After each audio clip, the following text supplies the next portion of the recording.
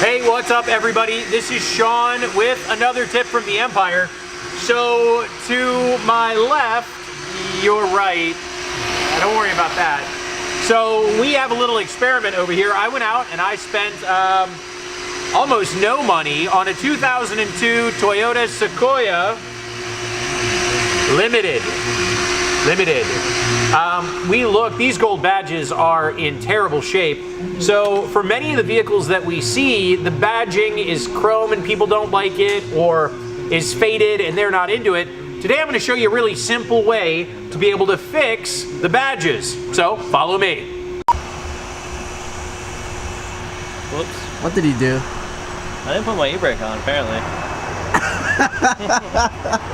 So it's pretty straightforward. I'm going to take 200 grit, I'm going to sand it down. I'm going to follow it with something a little bit more fine because I don't want any grooves in the leftover piece. And we're basically going to respray it.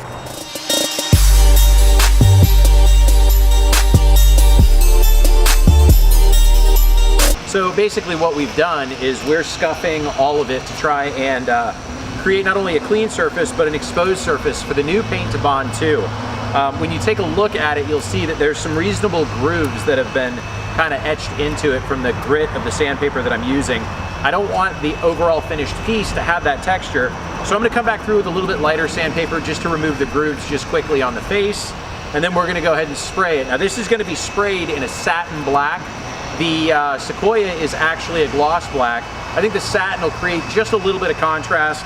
I don't want everybody to think I went crazy on it, so we're basically going to do it so it's nice and subtle, and some of the very beginning stage changes that we're going to make to the Empire's new toy Sequoia. So I'm basically done with the scuffing stage. End result, it's all nice and smooth. Now when we paint it, the paint will have something to bond to. It'll bond really nicely and it'll last quite a bit longer. So we're going to use Rust-Oleum's Universal All-in-One Primer and Satin Paint.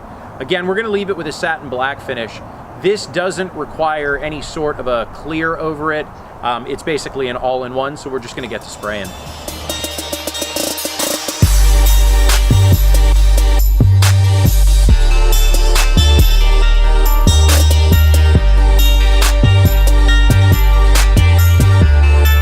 All right, well, we're out, day 2. All of the emblems have had a single layer put on them.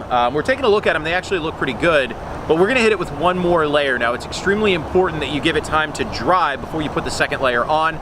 If not, it's just gonna increase your drying time exponentially.